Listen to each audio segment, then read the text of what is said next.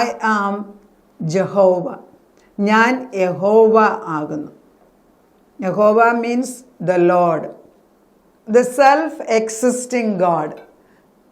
നമ്മളാരും സൃഷ്ടിച്ച ദൈവമല്ല. നമ്മുടെ ബുദ്ധിക്ക് മനസ്സിലാകത്തില്ല. ബുദ്ധിക്ക് മനസ്സിലാകാൻ തക്ക ആയിരുന്നെങ്കിൽ ദൈവത്തിനകത്ത് എഴുതി വെച്ചേന്. So the God is so vast. നമ്മുടെ ബ്രെയിനകത്ത് മനസ്സിലാക്കേണ്ടതെല്ലാം, ഒരു ജീവിതത്തിന് ആവശ്യമുള്ളതെല്ലാം ഈ വേദപുസ്തകത്തിൽ എഴുതിയിട്ടുണ്ട്.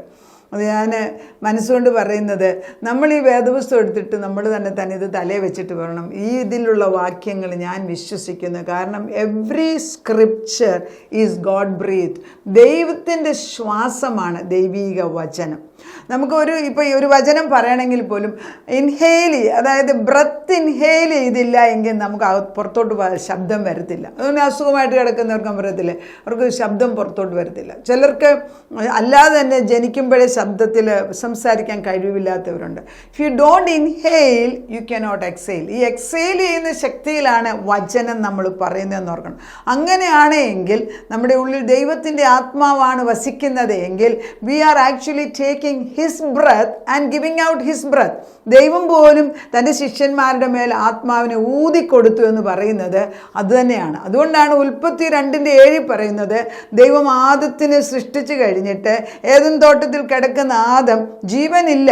കാരണം ഒരു വ്യക്തിയെ ഒരു സ്ട്രക്ചർ ഉണ്ടാക്കി വെച്ച് കഴിഞ്ഞു. പക്ഷെ ഈ ആദത്തിൻ്റെ മേൽ ദൈവത്തിൻ്റെ ശ്വാസം ഊതിയപ്പോൾ അവൻ ജീവനുള്ള ഒരു ദേഹിയായി മാറി.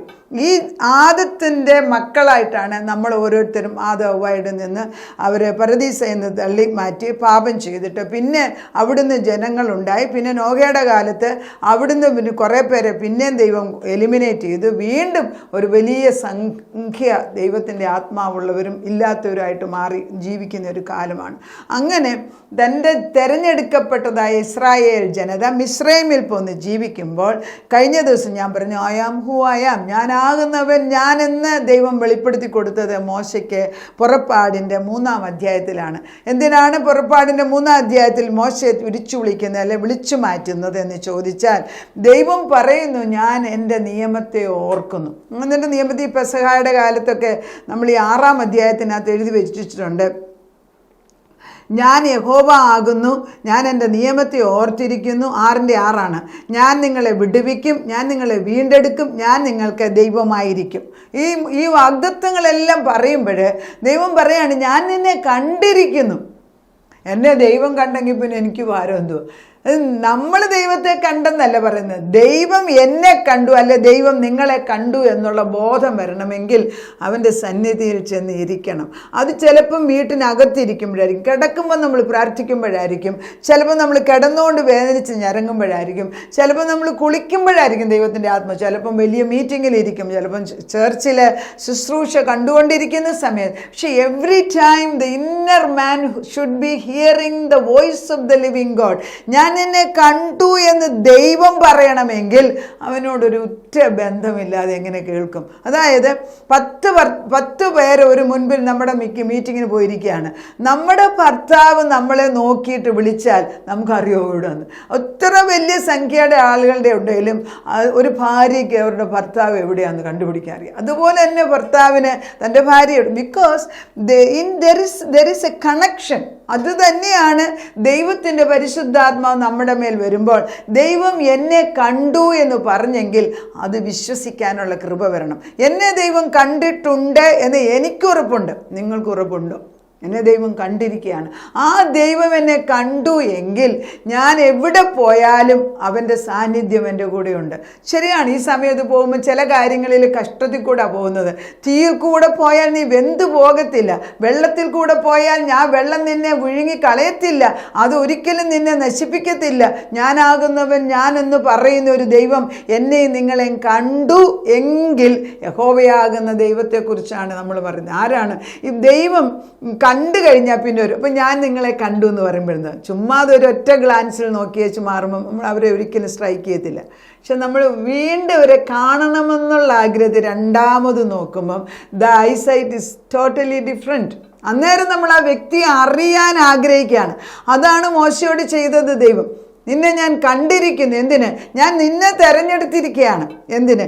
എൻ്റെ ജനതയുടെ കണ്ണുനീരിൽ നിന്നും, അടിമത്വത്തിൽ നിന്നും, വേദനയിൽ നിന്നും, പ്രയാസത്തിൽ നിന്നും രക്ഷിക്കാൻ നിന്നെ ഒരാളെ ഞാൻ തെരഞ്ഞെടുത്തിരിക്കുകയാണ്. എന്നെ കേൾക്കുന്നവരോട് ദൈവാത്മാവ് പറയുകയാണ്. വർഷങ്ങളായിട്ട് എൻ്റെ വചനം, ഇപ്പം തന്നെ 14 വർഷമായിട്ട് TV പ്രോഗ്രാമിനകത്ത് ഞാൻ പറഞ്ഞുകൊണ്ടിരിക്കുന്ന വ്യക്തിയാണ്. അപ്പം നിങ്ങൾ എന്നെ പണ്ട് കേട്ടിട്ടുള്ള ഒരു പവർഷനകത്ത് നമ്മൾ പറഞ്ഞപ്പോൾ അവരെൻ്റെ മുഖം വളരെ വ്യക്തമായിട്ട് ഓർത്തിട്ട് ഓടി വന്ന് സംസാരിക്കുന്നതാണ്. പക്ഷേ ഇപ്പം ഈ നമ്മൾ V² തന്നെ 2 കൊല്ലം ദിനംപ്രതി വചനം അയക്കുകയാണ്. എന്നെ വചനം കേൾക്കുന്നവർക്ക് തീർത്തും എന്നെ അറിയാൻ ഒക്കുന്നുണ്ട്. Because I am giving the inner man's thoughts outside. ഇല്ലേ? എൻ്റെ ദൈവത്തിൻ്റെ ചിന്തകളാണ് ഞാൻ പറയുന്നതെങ്കിൽ there is some connection between you and me. അതുണ്ട്. അത് ദൈവമാണ് ഇടുന്നത്. അത് തന്നെയാണ് ദൈവവും പറയുന്നത്. ഞാൻ നിന്നെ കണ്ടിരിക്കുന്നു. കാണുന്ന ഒരു ദൈവം. ഇപ്പോൾ ഹാഗാർ കിടന്ന് കരയുന്ന ഒരു ഭാഗമുണ്ട്. ഹാഗാർ കരയുന്ന എന്തോ? അബ്രഹാമിൻ്റെ ഭാര്യ സേറ പറഞ്ഞ്, ഈ അടിമ സ്ത്രീ, ഈ അടിമ മകന് എൻ്റെ വാഗ്ദത്തപുത്രനുമായിട്ട് ഇനി ഒരു കാരണവശാലും ഒന്നിച്ച് ജീവിക്കാൻ പറ്റത്തില്ല. അവൻ എൻ്റെ മകൻ്റെ കൂടെ അവകാശിയാകത്തില്ല. കറക്റ്റാണ് പറഞ്ഞത്. നമുക്ക് തോന്നും ഹാഷായിട്ട്. ദൈവത്തിൻ്റെ ചില സത്യങ്ങൾ ചിലപ്പോൾ നമുക്ക് മനസ്സിലാക്കാൻ പാടാണ്. അപ്പം സാറ പറഞ്ഞനുസരിച്ച് അബ്രഹാമിന് അവളെ ഇറക്കി വിടേണ്ടി വന്നു. ഇറക്കി വിടുമ്പോൾ ഒന്നും കാര്യമായിട്ട് കൊടുത്തല്ലേ വിട്ടത്. അങ്ങനെ ഈ മരുഭൂമിയിൽ പോയിരിക്കുന്ന ഹാഗാർ കരയുകയാണ്. എന്തിന്? ഒരു കരയുന്ന, എൻ്റെ മകൻ വെള്ളം കിട്ടാതെ മരിച്ചു പോകുന്ന എനിക്ക് കാണാൻ വയ്യ എന്ന് പറഞ്ഞ് കരയുമ്പോൾ ദൈവം അവനെ കണ്ടില്ലേ? ദൈവം നമ്മളെ കാണാതിരിക്കും. ഒരു ഹാഗാറിനെ ദൈവം കണ്ടു. എന്തുകൊണ്ട്? ദൈവം പറയുന്നുണ്ട്, അബ്രഹാമിൻ്റെ സന്തതിയായ ഇസ്മയേലിൻ്റെ കണ്ണുനീര് ഞാൻ കണ്ടിരിക്കുന്നു. വിശ്വാസികളോട് ഞാൻ പറയട്ടെ, നമ്മുടെ കണ്ണുനീര് ദൈവം കണ്ടാൽ അവൻ അടങ്ങിയിരിക്കൂല. പിന്നെ എന്താ ഉത്തരം കിട്ടാൻ താമസം? ദ ക്ലോസ്നെസ് ദൈവവുമായിട്ടുള്ള എന്നെ അവൻ കാണുന്നു എങ്കിൽ ഞാൻ അവനെ കാണാൻ ശ്രമിക്കുന്നു. എത്രമാത്രം നമ്മൾ ദൈവത്തെ കാണാൻ ശ്രമിക്കുന്നോ അത്രമാത്രമേ നമുക്ക് സ്നേഹത്തിൻ്റെ ആത്മാവിൽ കാര്യം ചെയ്തെടുക്കാൻ സാധിക്കത്തുള്ളൂ. എപ്പോഴാണ് നമ്മളൊരു കാര്യത്തിന് ഫ്രസ്ട്രേറ്റഡായിട്ട് ദേഷ്യപ്പെട്ട് വീട്ടിൽ കലഹമുണ്ടാക്കി പാത്രം വലിച്ചെറിയുന്നത്? Because you have no sense that God is working with you. ദൈവം നിൻ്റെ കൂടെ ഉണ്ട് എന്നുള്ള ബോധം മറയ്ക്കുമ്പോഴാണ്. അതുകൊണ്ട് ഏതൊരു പ്രയാസത്തിൽ എന്നെ കാണുന്ന ദൈവമുണ്ട് എന്നുള്ളൊരു ബോധം വരണമെങ്കിൽ, ദൈവം എന്നെ കാണുന്നതെന്ന് പറയുമ്പോൾ ദൈവത്തിനെ തന്നെ വെളിപ്പെടുത്താൻ പറ്റും. അതുകൊണ്ടാണ് ഈ 6-ാം അധ്യായത്തിനകത്ത് നമ്മൾ വായിക്കുന്നുണ്ട്, ഞാൻ യഹോവയാകുന്നു, ഞാൻ അബ്രഹാമിന്, ഇസഹാക്കിന്, യാക്കോബിന് സർവ്വശക്തിയുള്ള ദൈവമായിട്ട് പ്രത്യക്ഷനായി, എന്നാൽ യഹോവ എന്ന നാമത്തിൽ ഞാൻ അവർക്ക് വെളിപ്പെട്ടില്ല. അബ്രഹാമിന്, ഇസഹാക്കിന്, യാക്കോബിന് ഞാൻ സർവ്വശക്തനാണെന്നറിയാം. പക്ഷേ ഒരിക്കലും ഞാൻ എൻ്റെ ഈ പ്രത്യേക പേരുണ്ടല്ലോ യഹോവേ, അതായത് സെൽഫ് എക്സിസ്റ്റിംഗ് ഗോഡ്, എല്ലാം എൻ്റെ കയ്യിൽ കൂടെ പോണ്. അതുകൊണ്ടാണ് ദൈവം ആൽഫ ആൻഡ് ഒമേഗ എന്ന് പറഞ്ഞൊരു ടൈം വെച്ചിരിക്കുകയാണ്. ലോക ജീവിതത്തിൽ മനുഷ്യന് ജീവിക്കാൻ ഒരു പ്രത്യേക സമയത്തിൻ്റെ ഉറവ ക്രിസ്തുവിൽ തന്നെയാണ്. ഞാനാണ് ബിഗിനിങ്, ഞാനാണ് അവസാനമെങ്കിൽ ഇതിൻ്റെ അകത്ത് നിന്ന് ജീവിക്കുന്നവർക്ക് അനുഗ്രഹമുണ്ട്. ദൈവം അനുഗ്രഹിക്കുന്ന ഒരു ദൈവമാണ്. ആ പോയിന്റിലേക്ക് ഞാൻ പിന്നെ കടന്നു വരുന്നതായിരിക്കും. അനുഗ്രഹിക്കാൻ തിരഞ്ഞെടുക്കപ്പെട്ട മക്കളാണ് നമ്മൾ ക്രിസ്തുവിൽ. ആ ഒരു ബോധം പലർക്കും ഇല്ല. എനിക്ക് അനുഗ്രഹം, അതായത് നമുക്ക് ദൈവത്തിൻ്റെ അനുഗ്രഹം നമ്മളിലേക്ക് ഉൾക്കൊള്ളണമെങ്കിൽ ഞാനാകുന്ന പാത്രം അതിന് വേർതി അല്ലെങ്കിൽ അതിനെ സ്വീകരിക്കാൻ യോഗ്യതയുള്ളവളാന്നുള്ള ബോധം ഇല്ല എങ്കിൽ നമ്മുടെ കയ്യിൽ വരുന്ന അനുഗ്രഹം മറ്റുള്ളവർ എടുത്തുകൊണ്ട് പോകും. ശരിയല്ലേ? നമ്മുടെ ജീവിതത്തിൽ കണ്ടിട്ടുണ്ടോ? നമ്മുടെ മക്കളുടെ അനുഗ്രഹം അനുഭവിക്കാൻ സമയമാകുമ്പോഴത്തേക്ക് അവർക്ക് ഇഷ്ടമില്ലാത്ത സത്യദൈവത്തെ അറിയാത്തവരുടെ കൂടെ അവർ കല്യാണം കഴിച്ചങ്ങ് പോകും. പിന്നെ ആ മക്കളെ കാണണമെങ്കിൽ നമുക്ക് വല്ലപ്പോഴും കണ്ടെങ്കിലേ കാണുന്നത് കണ്ടാൽ തന്നെ ദർ ഇസ് നോ യൂണിറ്റി. എന്താ നമ്മുടെ ചങ്ക് പറിച്ചുകൊണ്ട് പോകാൻ നമ്മൾ പറയത്തില്ലേ? ദൈവത്തിൽ നിന്നകന്നൊരു ജീവിതം നമുക്കുണ്ടാകരുത്. ദൈവം തൻ്റെ കണ്ണിൻ്റെ കൃഷ്ണമണിയായിട്ട് നമ്മളെ കാണുന്നുവെങ്കിൽ നമ്മൾ അവൻ്റെ അടുക്കൽ ചെന്ന് പേഴ്സണലായിട്ട് വ്യക്തിപരമായിട്ട്, ദൈവമേ എനിക്ക് നിന്നെ അറിയണമെന്ന്. അപ്പോൾ ഈ മോശ ഈ മുൾപ്പടർപ്പിലെ തീ കണ്ടിട്ട് അത് സാരയില്ല, അത് അങ്ങനെ ഇരിക്കട്ടെ എന്ന് പറഞ്ഞിരുന്നെങ്കിൽ ഇതൊന്നും നടക്കില്ല. പക്ഷെ അവൻ്റെ ക്യൂരിയോസിറ്റിയാണ്, അതെന്താണെന്ന് പോയി അന്വേഷിക്കണം. കാരണം സാധാരണ കാണുന്ന തീയല്ല, ഈ തീക്കകത്ത് മുൾപ്പടർപ്പിനകത്ത് ഇലയും അതുപോലെ തന്നെ മുള്ളും അതുപോലെ തന്നെ ഇപ്പുണ്ട്, പക്ഷേ തീ കത്തിക്കൊണ്ടിരിക്കുന്നു. അതുകൊണ്ട് ഞാൻ ചെന്ന് കാണാൻ ചെല്ലട്ടെ എന്ന് പറഞ്ഞ് ചെല്ലുമ്പോഴാണ് ദൈവം അബ്രഹാമിൻ്റെ ഇസ്ഹാക്കിൻ്റെ യാക്കോബിൻ്റെ ദൈവമാവുന്ന ദൈവം പറയാണ്, ഞാൻ നിൻ്റെ പിതാക്കന്മാരുടെ ദൈവമാണ്. മോശേ, ഇത് വിശുദ്ധ സ്ഥലമാണ്, ഞാൻ നിന്നെ പുറച്ചൊല്ലി വിളിക്കുകയാണ്. അത് കഴിഞ്ഞിട്ടാണ് ഈ ഇസ്രായേൽ ജനതയെ മുഴുവനും ഏകദേശം 20 ലക്ഷം ആളുകളെ മിസ്രൈമിൽ നിന്ന് ഫറവോൻ്റെ അടിമത്വത്തിൽ നിന്ന് രക്ഷിക്കാൻ വേണ്ടി മോശെ എടുത്ത് ഉപയോഗിക്കുന്നത്. നമ്മളെന്താണ് ചെയ്യുന്നത്?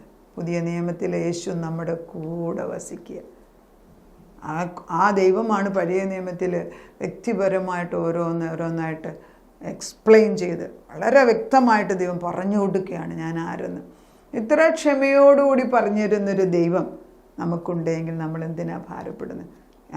I am God, I am almighty, I am self existing God. അവിടെയാണ് കർത്താവ്. ഇതാണ് ഈ 4 കാര്യങ്ങൾ ദൈവം തമ്പുരാൻ ദൈവം നമ്മളെ എടുത്തു മാറ്റുമ്പം അവൻ ഇത് 6:5 തൊട്ട് വാക്യമാണ്. പുറപ്പാട് 6:5 തൊട്ട്, എൻ്റെ നിയമം ഞാൻ ഓർത്തിരിക്കുന്നു. ദൈവം തൻ്റെ നിയമം ഓർത്തിരിക്കുന്നു. ഞാൻ യഹോവ ആകുന്നു.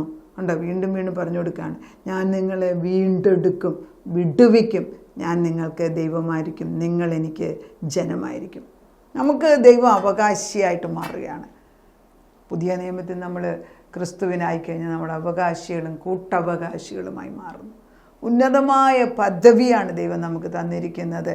അതിനി നിങ്ങൾ കൂടുതലായിട്ട് സ്വഭാവം മാറ്റിയിട്ടെന്നല്ല. You start trusting God, sit with him, read the word, meditate it, memorise it. അതായത് എസെക്കിയേൽ 3:3 പറയുന്നത്, ഈ ചുരുൾ ഭക്ഷിച്ച് കഴിച്ചിട്ട് അതിൽ നിന്നുള്ള ഭക്ഷണത്തിൽ ജീവിക്കാൻ നമ്മളെ പഠിപ്പിക്കുകയാണ് ദൈവം. നമ്മളെ ദൈവം അനുഗ്രഹിക്കട്ടെ. കാണുന്ന ഒരു ദൈവം നമ്മുടെ മുമ്പിൽ വന്ന് നിൽക്കുകയാണ്. എന്നെ കാണുന്ന ദൈവം, ഞാനവനെ കാണുന്നുണ്ട്. ആ പദവിയിലേക്ക് നമുക്ക് കയറി വരാം. നമുക്ക് പ്രാർത്ഥിക്കാം. നാഥ, നീ ഞങ്ങളെ അറിയുന്നു എന്ന ഭാഗ്യമാണ് ഈ ലോകത്തിലേക്കും വലിയ ഭാഗ്യം. ഇസ്മായേലിനെ നീ അറിഞ്ഞു. ഇസ്മായേൽ കരഞ്ഞപ്പം ഹഗാറിൻ്റെ കരച്ചിലിനെക്കാട്ടിൽ കൂടുതൽ അബ്രഹാമിൻ്റെ സന്തതി ആയതിനാൽ അതുതന്നെയാണ് ഞങ്ങളും. അബ്രഹാമിൻ്റെ സന്തതി ആയത് ക്രിസ്തുവിനെ സ്വീകരിച്ചപ്പോൾ ഞങ്ങൾ വാഗ്ദത്തപ്രകാരം ദൈവമക്കളായി മാറിയിരിക്കുന്നു. അവനെ കൈക്കൊണ്ട് അവനിൽ വിശ്വസിക്കുന്ന ഏവനും ദൈവമക്കളാകുവാൻ അധികാരം തന്നിരിക്കുന്നു എന്ന് യോഹന്നാൻ്റെ 1:12 പറയുന്നുണ്ട്. മനുഷ്യൻ്റെ മിടുക്കുകൊണ്ടല്ല, രക്തബന്ധത്താലല്ല, പിന്നെയോ നീ ഞങ്ങളെ വീണ്ടെടുത്തിരിക്കുന്നതിനാൽ. ആ വീണ്ടെടുപ്പിൻ്റെ വിലയാണ്. പക്ഷെ ഞങ്ങളെ കണ്ടവനാകിയാൽ ഞങ്ങൾ നിന്നെ സ്തുതിക്കുന്നു. ഞങ്ങൾ നിന്നെ കാണുവാൻ തക്കവണ്ണം പുതിയ നിയമത്തിൽ മറ മാറ്റിക്കഴിഞ്ഞിരിക്കുന്നു. നാഥ, നിൻ്റെ അടുക്കിലേക്ക് ഓടി വരാൻ ക്രൂശിൻ്റെ ചുവട്ടിൽ അവിടുന്ന് ഒഴുകുന്നതായ വിശുദ്ധ രക്തം, കർത്താവെ, ആ ചൂട് രക്തം ഞങ്ങളുടെയും ഞങ്ങളുടെ ഭർത്താക്കന്മാരുടെയും മക്കളുടെയും മരുമക്കളുടെയും ഭാര്യമാരുടെയും മാതാപിതാക്കളുടെയും ആവശ്യങ്ങളുടെ മേൽ തളിക്കണമേ എന്ന് പ്രാർത്ഥിക്കുന്നു. അതിന് ഉത്തരം തരുന്ന ദൈവമാണ് ഞങ്ങൾക്കറിയാം കർത്താവെ. ഞങ്ങൾക്ക് ഇടയ്ക്കിടയ്ക്ക് അവിശ്വാസം വരുമ്പം വചനത്തിനകത്ത് ധൈര്യമായിട്ട് നിന്ന് കർത്താവെ, അപ്പച്ചന് ഒരുക്കുന്നതായ വഴിയിൽ കൂടെ അകത്ത് കയറി നിന്നെ സ്തുതിക്കാൻ, ഏത് പ്രയാസത്തിനും സ്തോത്രയാഗം, സ്തോത്രമെന്ന യാഗം, അധരഫലം നിൻ്റെ മുമ്പിൽ കൊണ്ടുവച്ചിട്ട് പ്രയാസങ്ങളുടെ നടുക്കൂടെ കയറിപ്പോകാൻ നീ ഞങ്ങളെ പഠിപ്പിച്ചാട്ട്. അതിന് എഴുന്നള്ളി വന്ന് ഞങ്ങളെ കണ്ടിരിക്കുന്നതിന് നന്ദിയോടെ സ്തോത്രം. കാണുകയും കേൾക്കുകയും ഞങ്ങളെ അറിയുകയും ചെയ്യുന്ന ഒരു ദൈവം മുമ്പിൽ വന്ന് നിൽക്കുന്നല്ലോ. അതിനറിയാതെ ഒന്നും സംഭവിക്കുന്നില്ല കർത്താവേ. ഞങ്ങളുടെ തലയിൽ ഒരു മുടി പോലും അവിടുന്ന് അറിയാതെ പോകുന്നില്ല. അതിനാൽ ഞങ്ങളെ തന്നെ സമർപ്പിച്ചുകൊണ്ട് ഒന്നിനെക്കുറിച്ചും ഭാരപ്പെടേണ്ട, സകല ആവശ്യങ്ങളും ക്രിസ്തുയേശുവിൽ സ്തോത്രത്തോടെ അർപ്പിക്കാനും അതിൽ ജയം കണ്ടു എന്ന് പ്രഖ്യാപിക്കാനുള്ള ഹൃദയമിട്ട് താപിച്ച പ്രാർത്ഥന കേട്ട് ഉത്തരം തന്ന ദൈവത്തിന് നന്ദി. യേശു ക്രിസ്തുവിൻ്റെ പൊന്നുനാമത്തിൽ തന്നെ ആമേൻ.